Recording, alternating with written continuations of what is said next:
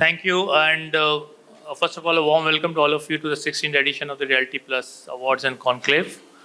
It's my pleasure to moderate this session with a very esteemed panelist on stage with us. So, Proptech is a very new word, I mean, hardly maybe 5-6 years old, where we are hearing this Proptech everywhere. But if you look at the use of technology in real estate has been going on since ages. I mean, since the Egyptian times, it has evolved. Today, from a hand mixing cement mortar to 3D printed buildings, we evolved that much. And as we go along this discussion, I would like to understand from panelists, how each of them have been using Proptech in their projects. With Mr. Agarwal, because he's in the marketing genius here, how he is using it for getting the customers and enhancing the customer experience. Mr. Alok Agarwal, he is into designing,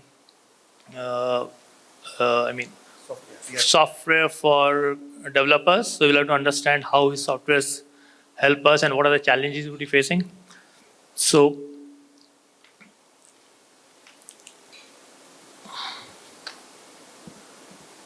my first question would be to Mr. Agarwal, and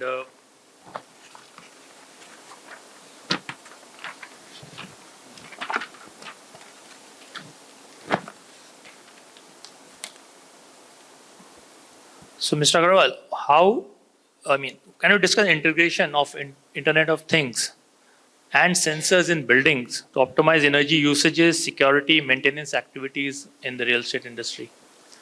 So I think the future for real estate builders is to utilize technology for this, right? So whether it was being done for a long time in terms of using it for biometric solutions, way bridges, also for their batching plants for the point of view of construction.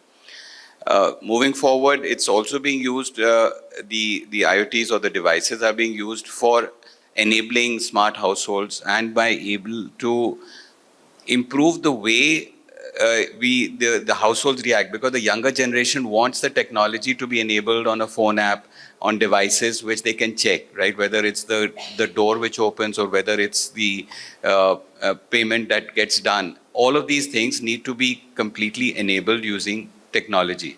So an IoT plays an important role because now hardware and software are becoming tightly integrated. They're trying to work as one. And the way technologies are done, they've made that very easily possible now. Yashaswi, so you have made this, the 42, which is a very, very tech-enabled building. So how are you? I haven't made, I have made along with Apurva. Okay. So how are you using this, IoT and in this new building? So giving an example of the 42, our vision, the entire board's vision was not just to make a smart building, but to make the smartest building that Calcutta had ever seen. So a lot of IoT sensors we put in place at different places, different equipments to monitor all the plants and equipments that is there running in the building. For example, traditionally we had water tanks like we have in the project for domestic water supply and for fire water supply. But उसमें पहले क्या होता था कि आदमी जाके खुद dipping scale से मेजर करता था कि पानी की लेवल क्या है. अगर वो थ्रेशोल्ड से कम रहता था, then he used to go to the pump starter panel, activate the pump, and then that pump used to fill up the tanks. We used IoT sensors in these tanks, and through that we are able to real time monitor that data. And एक वो threshold limit से जब कम जाता है, then there's no manual intervention required. The pumps start on their own and keep running till we reach the maximum level of the tanks. That was one aspect. Second, it was a high-rise building, so there are so many pressurization fans, dampeners which are used whenever a fire emergency takes place. That has also been regulated by using IoT sensors, and on a single dashboard you can see, in case of a fire alarm going on, whether your pressurization fans have been started, the dampeners have come into place or not. Earlier, all of that was not possible to see unless someone would go physically, and we all know in a fire emergency that may not always be possible. We have installed the highest solar power plant in Eastern India, maybe possibly whole of India, at the 42. And we have also integrated that using IoT sensors so that we can actually see what is the energy output that we are getting on a real-time basis, monitor all of that. And because we have used IoT sensors like that and getting all of this data in one place in all the dashboards, it also helps in analyzing that data and seeing what is going bad so that preventively we can take action on that and the maintenance team can come in and do whatever is necessary. We installed smart water meters as well. एक बहुत बड़ा problem हम सबके घर में होता है सीलन का, बट सीलन आती क्यों है? कभी पाइप फट जाती है या पाइप से कोई लीकेज होता है.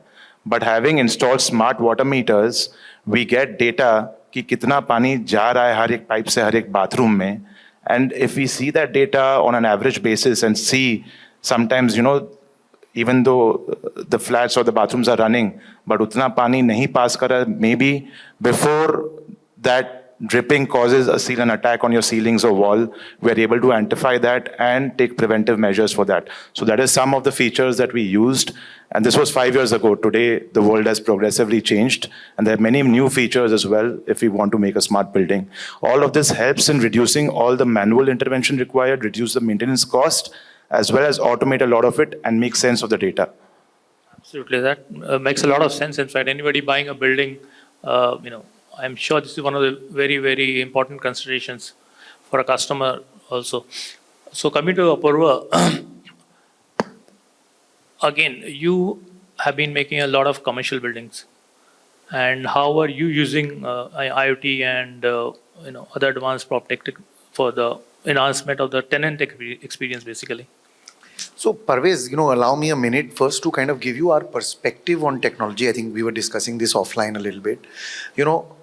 Our end objective is not to use technology or to not use technology or any of that. Our objectives, across years largely remain the same: to provide a great experience to our customers, to our occupiers, to improve efficiencies of the various processes that we use while making buildings, while running our own offices, etc. And technology allows us to make all of this a little more efficient, either from a time perspective, a cost perspective, or increasing the experience for the end user. So broadly, I want to kind of set that straight before we get into a discussion on technology, because sometimes we get consumed by the idea of technology as compared to the end, the reason why we are using technology. Now, on an ongoing basis, this is actually the first building that we made in Calcutta where we are sitting right now, and we have used again a bunch of IoT devices here which are used to ramp up the air conditioning, versus reducing the speeds of the fans when you come in, IoT sensors to put lights on in washrooms, etc. But, few of the use cases which have emerged in commercial buildings in the last, 7-8 years is, for example, the lift banks today are synchronized in a manner where you don't press in a button saying where you want to go. There is a common, if there are 6 elevators, there's a common keypad or a access card reader, which kind of you put in which floor you want to. Depending on the traffic, the system optimizes, okay, that this lift will stop on 2nd, 3rd and 5th in the next 5 minutes versus, this lift will stop on the 5th, 6th. And so this kind of optimization has made the waiting time, reduce the waiting times for people for lift significantly. We've been able to kind of make a much more distributed kind of traffic across the different lift banks. Bunch of these different kinds of things which are being used, either from an air conditioning point of view, vertical transportation point of view, heat load management point of view. And I think this is an area which we continue to explore, evolve. And I think it's a journey which will go on an ongoing basis. In fact, very quickly on the lift part, we do take a lot of clients, for inspections, and we show them multiple buildings. One of the major concerns is the waiting time for the lift. And I think with these technologies, this is going to reduce drastically, and I'm sure there'll be newer technologies coming in which would further reduce the time. Coming back to Mr. Agarwal again, now we are talking about Proptech and use of technology. I'm sure there would be a lot of challenges also in accepting these technologies. So some of the major challenges that we faced, because we try to bring in a lot of automation and clients crave for automation, but it's more easily said than done. And, sometimes simple things take a very long time to, for example, we are doing digitization of agreements, whereby all the customers do their signing, just to improve the experience of coming to a place and signing the agreement. Like in Karnataka, it's made better because the e-stamp paper is available, and the stamp duty can be paid online. So physically going to the office and registrar and getting it done is already solved. But here in many states it's still manual. So while you want to use technology, it becomes a challenge. E-payments, we would want that all the vendor payments can be completely automated. So we have done it for most non-PSU banks. But since a lot of the loans come from PSU banks, which do not have the technology to be completely automated, right? What would happen is the e-payments cannot automate the working processes, right? And that should be a starting point. Like before go live, all your internal processes should be completely automated. It's before go live. But what happens is you struggle with it, and you do a compromise and you start. So while there is a promise of technology, the delivery at the ground level fails because India as a country has so many diversions, right? Which and we have to make choices because you got a loan from a PSU bank which does not provide you those capabilities to do automation, so you suffer. We've done payment link automation with, for example, with EaseBuzz and Razor Pay and all of that, but the banks who provide the home loans do not accept virtual bank accounts. They do not accept these payment link integrator banks, right? They say, oh, we will only transfer through RTGS, we will not use net banking. Now, the moment they don't use net banking, the entire cycle below that, and 80% are through home loans. So a lot of these technologies are still far away, right? RERA, for example, is become mandatory for all builders, but the reports have to be uploaded manually using PDF files. So a lot of paperwork and a lot of work still has to be done offline by people, which can easily be done. Like GST has become automated, thankfully, but a lot of the others still lag behind. So there is a promise of technology. We get it to a point, but the last mile is still going to get there. So these are some of the challenges that we face when we try to implement solutions, across the country. We find different states working differently in terms of adopting and really making sure that the technology reaches the end customer and they actually benefit from all of this. So what do you think, how do we overcome these challenges? So I think CREDAI as a body should approach these various institutions, like whether it is the Stamp Act, the people who work on these bodies, right? They should work with the banks because they are the biggest customers of these banks. So they should tell the banks that, look, accept net banking as a method of payment as opposed to only RTGS. Because RTGS is a manual process where you have to physically reconcile. You have to reconcile the 1% TDS. Right, the 26 AS reconciliation. We've written all the automation routines, but what happens is the customer does not know what to pay. So when he goes, if he has a payment link, he will pay exactly what he has to pay and not what he sees the invoice for. So the invoice says, say 100, but you have to pay 99. But he does not know. So he pays 100 and then you have to refund, or he pays a penalty, or you have to, so there's a lot of, lot of noise in the system where we talk about the technology, but when the end customer's experience comes in, it's still very rugged, right? It still doesn't reach the smoothness. So a lot of these small smooth, things are needed because that is the bigger experience. The 4 years that he will take to buy a flat from the time he does a booking to the time he does the handover, there's a lot of these processes which he still struggles with, where he has to contact the office, talk to the office people, get all that work done individually, one-on-one, right? This should ideally be eliminated, right? We're doing a lot of work in UAE, right, where all of these processes, right to the vendor payment, is fully automated. The RERA budget is validated by the bank. So you upload a budget in RERA, for example, now that is validated by the bank, and we have to upload all payments with budget details into the bank portal. So Mashreq Bank, whatever are the local banks, we've integrated with them. So even the budget validation of the escrow payments that is being done is done by our software when it's uploaded, and the bank validates that software real time. So imagine there's a complete end-to-end ecosystem which is built in, which eliminates the individual having to get delayed. And there's a lot of transparency that's built in. So I think while we like it and we want it, and we would eventually have it, but I think, the final wow factor is still some way away from the transactional viewpoint, we feel. So do you think the government's intervention here or like I the said, push could CREDAI help. and the government have to work together because they know these problems.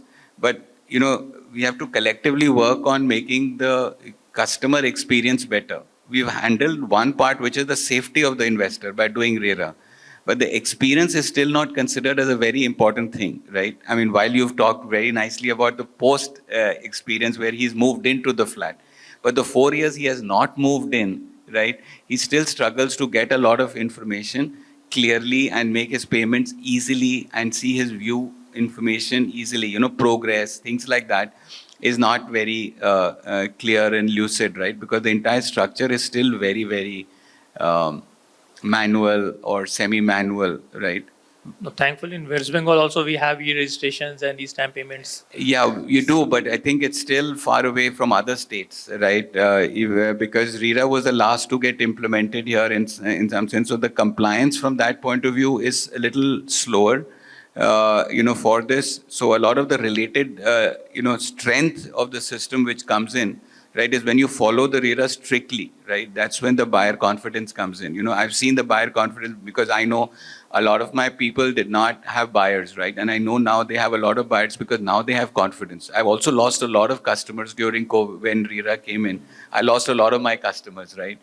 But I also won a lot of new users from existing customers who could now sell much more because the buyer confidence has gone up. The market has not improved, the buyer confidence has gone up.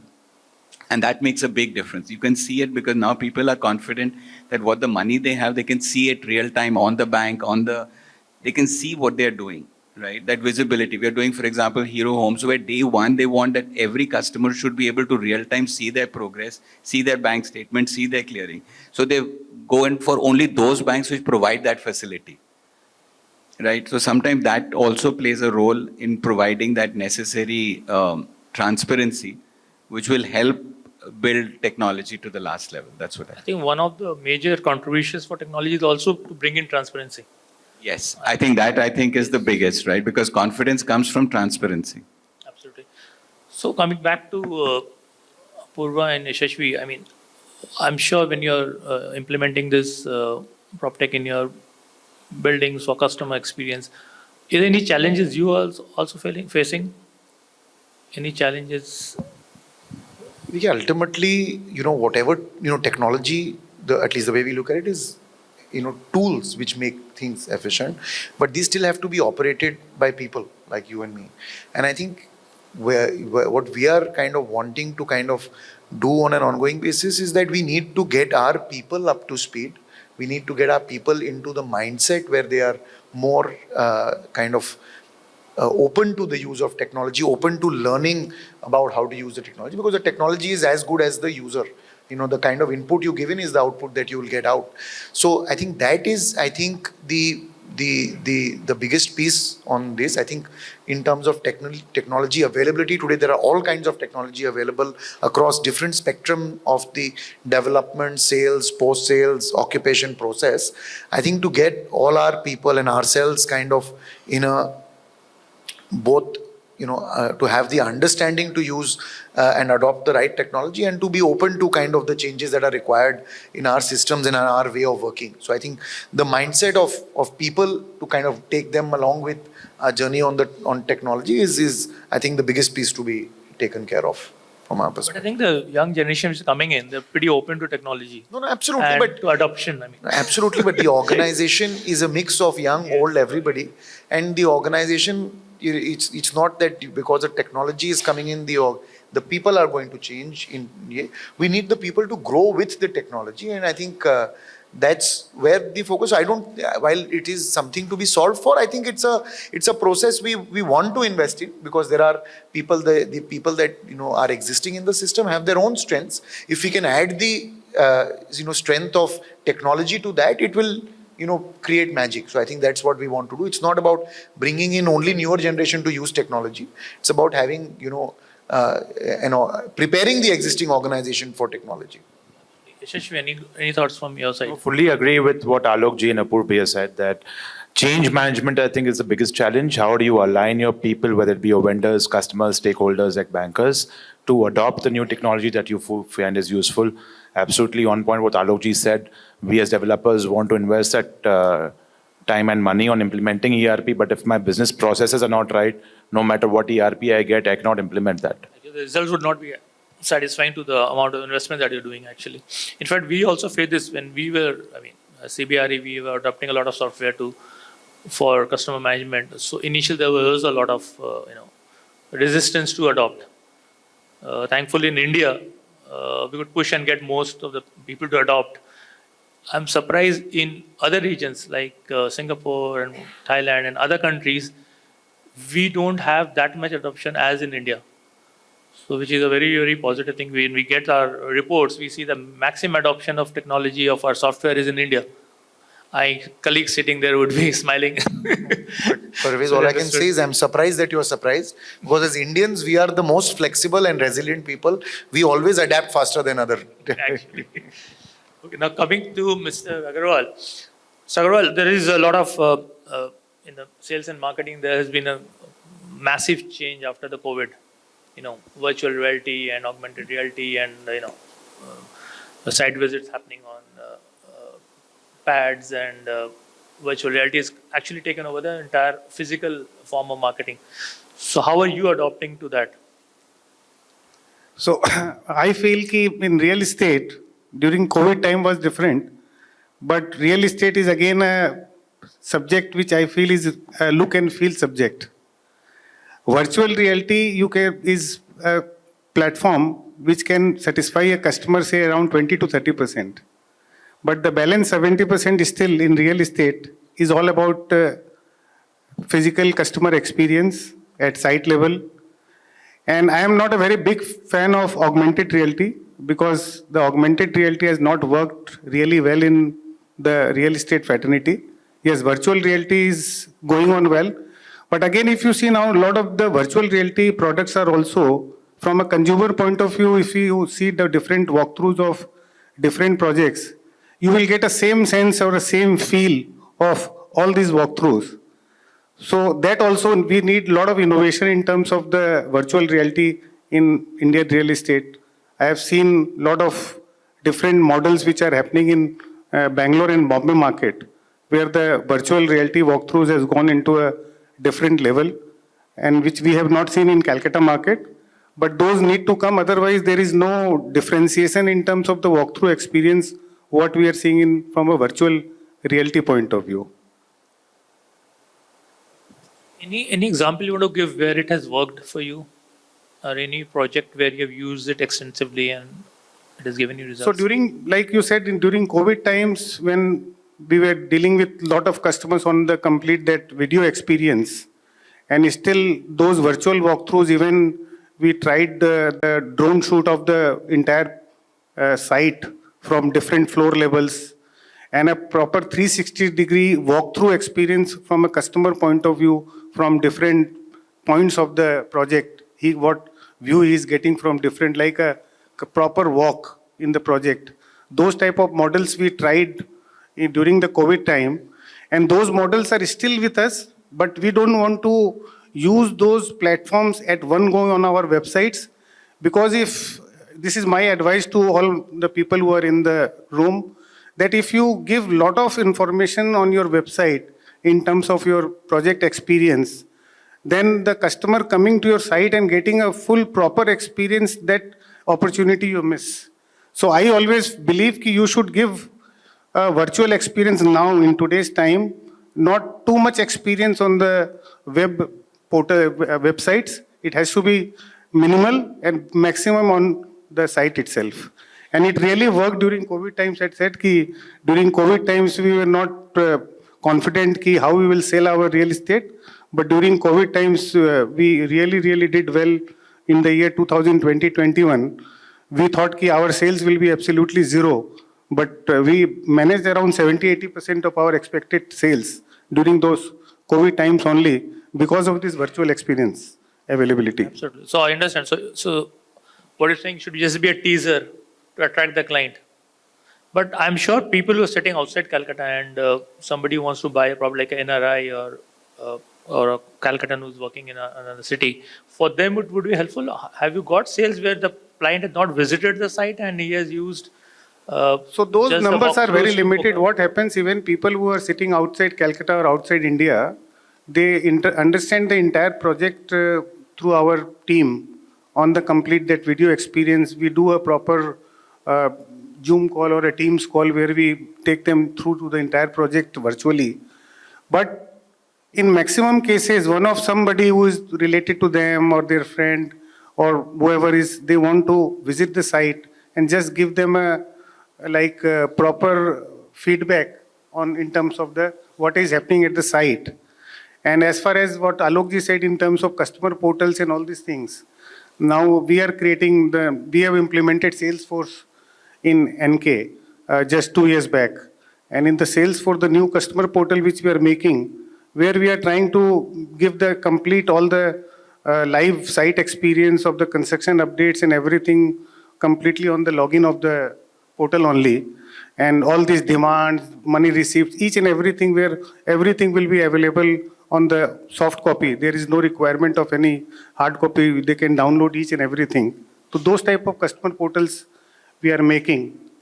And even for channel partners, we are making a portal, a website, which will be unique in its own time. I don't think those type of portals are available right now in Eastern India or even in India, where we are trying to give channel partners ki they can create their own every project websites they will be able to create from the same application, from a same platform. Even all the digital marketing materials which we will put on their website, they can use those WhatsApp, emailers and every digital marketing for particular project, they can use those platforms to their databases. So those type of innovations we are doing in terms of customer and channel partners portal. That is really interesting, actually. So coming back to Yashaswi, how are you using it? I mean, you have made and both of you have made this, the 42, which I'm sure the clientele is much more well-versed with using technology. Have you got any sales through this, through any virtual marketing? Through? Through virtual marketing or So walkthroughs and all this? I have very similar thoughts to what Pawan uncle said about AR and VR. I don't think it's reality, it's an illusion. It should not be even called like reality. Just what Pawan uncle said. But the buzzword last year has been about AI, and we are using a lot of AI in our business. So about 15 months ago, when ChatGPT came into the market and all of us heard about it, I love innovating and I love exploring new technologies and seeing what is practically implementable in our daily lives. And I understood that, this is something that we need to explore. So I spent about 15 days of my time just learning about AI and its applications. And I truly understood that it is the biggest disruptor of our lifetimes. What computer or internet or industrial revolution couldn't do, AI will do maybe 20 times disruption more than that. And then maybe the next year or two, we've already seen so much disruptions happening in the space. So once I learned about it, last year, somewhere in the month of August, September, I was probably the first developer in India, or in East India, definitely, that we developed a special proprietary AI tool that was completely in-house designed by me, and we implemented that on ground in the pre-sales level, where customers who would be inquiring about our flats, an AI agent would talk to them, would converse with them over WhatsApp, available 24/7. If they message us at 2 a.m., my AI agent responds back. And customize, selling is all about customization and personalization, which unfortunately we've made our humans into such robots that this is the pitch, this is the script that you need to talk to, but each person is different, each person's requirement is different. So the way I designed my AI agent was he understood the requirements of the customer and pitched accordingly. And I'm proud to say today that in 6 to 7 months, our AI agent has had more than 2,000 unique conversations, qualified leads without any human intervention, about 250, generated about 18 site visits, and did bookings, 11 bookings valuing 7 crores. Just at the sales level, only the human intervention was there. Before that, there was no human intervention. And apart from that, my vision for this year is that I want to make AI assistance across all functions of my business, whether I've done it for pre-sales, but at the sales, post-sales, purchase, and with the recent developments that has happened, Sam Altman, who's the CEO of OpenAI, he figured out that persuasion capabilities of AI is far greater than what a human being is. So at the sales and procurement level also, we're developing our AI agents who are able to persuade our customers, personalize and customize the communication in such a way so as to make them eager to buy, or in fact negotiate our material and contracts on behalf of us as well. And with ERPs in the last 5 to 10 years, we had the plethora of data. But the problem is that led to a situation of analysis paralysis when there was so much overdose of information. Often we did not know what to do of it. We could not even analyze it and take actionable insights from that. But using AI, we can even analyze all of that. In fact, all the customer insights that is there today in our database, we are using an AI engine to evaluate those customer insights and help us in devising our marketing communication strategies to target my potential customers. And within this year, I'm sure that all my people at Alcove will have an AI assistant, which will help them to work better, faster, remove all the manual errors that's there. And it's not a human replacer. A lot of people fear that it will lead to loss of jobs. That's what happened during Industrial Revolution when computers also came into place. But it's a human enhancer. Anything, any tool, any new tech that comes in place which enhances us is something to be adopted and not to be afraid of. Fantastic. So this proprietary software that you have, are you willing to share it with other developers? That depends. No, of course, at a cost. But interestingly, I think one of the important criteria of building this is the concept of a co-pilot, which is coming in very strongly. And this goes across the more data that is there, the better the learning, because it can go very bad or very good, right? AI can cut two ways, right? So to train it and to teach it is going to be the big challenges of how you make the AI agent learn. That said, we've been able to cut down our new recruits learning by using AI, because learning business functionality is very difficult for a programmer, right? It's like teaching civil engineers accounting and teaching accounting to civil engineers. It's impossible, right? But AI is that bridge which is happening, which will communicate across these information or people silos. Because you have a co-pilot which is translating for you in your language, right? And using insights, right? Because sometimes what you don't want to do is see a report. What you don't want to do is see analytics. What you want to do is see the insight, and the analytics is for the data scientists who can create them, but the insights are what are important.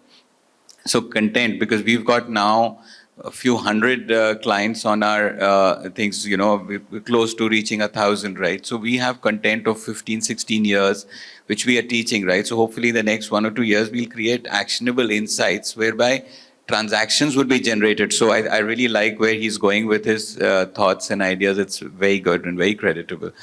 But the idea eventually would be to automate transactionals, because they get delayed. Right? For example, an agreement in a home gets delayed and it doesn't get signed for 30 days. So you may set up a limit of 30 days, but you want to know which agreements is not getting signed for what reason, right? And you want that actionable insight, and you don't want to go through 2,000 pending agreements to find out which is the one which can be hastened and can be done today. Which is the job that you can find out today. AI can help you build a pecking order or a reverse order where you can see these are the things that you need to do today, because that's our biggest challenge. You've got thousands of issues. What are the ones that I need to do right now? So, yes. Good. Thank you. Apurva, any thoughts from you on the adoption? It has helped you in any way? Again, there's a bunch of things, which honestly we are helping. So we've actually also recently implemented a similar AI bot. Ours is a third-party bot. We didn't want to have the capability to develop it in-house. So, again, there's an AI bot which we use. Again, the idea is that the response time which the customer is willing to accept today is a lot shorter than it was a few years ago.